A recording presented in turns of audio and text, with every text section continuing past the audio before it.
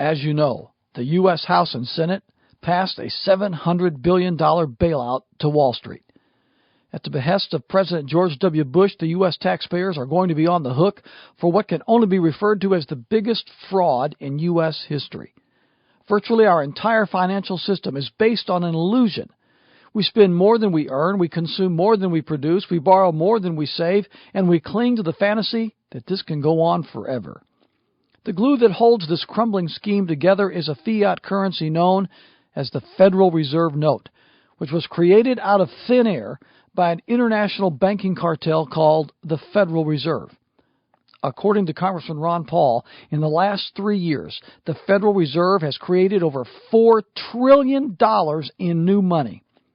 The result of all this money out of thin air fraud is never-ending inflation. And the more prices rise, the more the dollar collapses. Folks, this is not sustainable. Already, Bear Stearns was awarded a $29 billion bailout, followed quickly by the bailout of Freddie and Fannie that will cost the taxpayers up to $200 billion. Then the Fed announced the bailout of AIG to the tune of $85 billion. Mind you, AIG is an enormous global entity with assets totaling more than $1 trillion. Moreover, the Feds agreed to pump $180 billion into global money markets, and the Treasury Department promised $50 billion to ensure the holdings of money market mutual funds for a year. Now taxpayers are being asked to provide $700 billion to Wall Street. And I hope listeners are aware that not only will American banks be bailed out, but foreign banks will be bailed out as well. Then again, at least half of the Federal Reserve is comprised of foreign banks. In other words, the Federal Reserve is preparing to spend upwards of $1 trillion or more. Remember again, this is fiat money, meaning it is money printed out of thin air.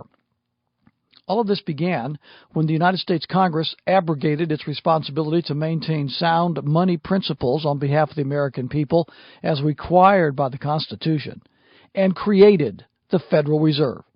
This took place in 1913. The president was Woodrow Wilson. I strongly encourage listeners to buy G. Edward Griffin's book, The Creature from Jekyll Island.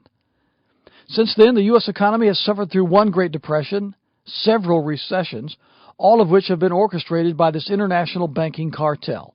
Now we are facing total economic collapse. But don't worry, the international bankers will lose nothing, not even their bonuses.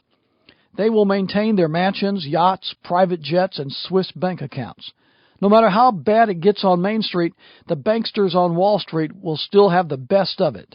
President Bush and the Congress will make sure of that. This is one thing Republicans and Democrats can agree on. America's founders were rightfully skeptical of granting too much power to bankers. Thomas Jefferson said, quote, "If the American people ever allow private banks to control the issuance of their currency, first by inflation and then by deflation, the banks and corporations that will grow up around them will deprive the people of all their property until their children will wake up homeless on the continent their fathers conquered," close quote. Jefferson also believed that, quote, "banking establishments are more dangerous than standing armies, and that the principle of spending money to be paid by posterity under the name of funding is but swindling futurity on a large scale," close quote. Daniel Webster warned, quote, "Of all the contrivances for cheating the laboring classes of mankind, none has been more effectual than that which deludes them with paper money," close quote. Webster also said, quote, "We are in danger of being overwhelmed with irredeemable paper, mere paper, representing not gold or silver, no sir, representing nothing but broken promises, bad faith, bankrupt corporations, cheated creditors, and a ruined people," close quote. Our first and greatest president, George Washington, said, quote, "Paper money has had the effect in your state," meaning Rhode Island, "that it ever will have, to ruin commerce, oppress the honest, and open the door to every species of fraud and injustice," close quote. If George W. Bush, John McCain, or Barack Obama had any honesty and integrity, they would approach the current banking malady in much the same way that President Andrew Jackson did. In discussing the bank renewal bill with a delegation of bankers in 1832, Jackson said, quote, "Gentlemen, I've had men watching you for a long time, and I'm convinced that you have used the funds of the bank to speculate in the breadstuffs of the country. When you won, you divided the profits amongst you, and when you lost, you charged it to the bank. You tell me that if I take the deposits from the bank and annul its charter, I shall ruin 10,000 families. That may be true, gentlemen, but that is your sin. Should I let you go on, you will ruin 50,000 families, and that would be my sin. You are a den of vipers and thieves. I intend to rout you out, and by the eternal God, I will rout you out." Closed quote. What President Andrew Jackson said to the bankers in 1832 is exactly what an American president should say to these criminal international bankers today. But what George Bush, John McCain, Barack Obama want to do is provide amnesty for the international bankers, just as they want to provide amnesty for illegal aliens. I say no amnesty for Wall Street and no amnesty for illegal aliens either. Instead of sending these banksters on extended vacations to the Bahamas with millions of taxpayer dollars in their pockets, we should be sending them straight to jail.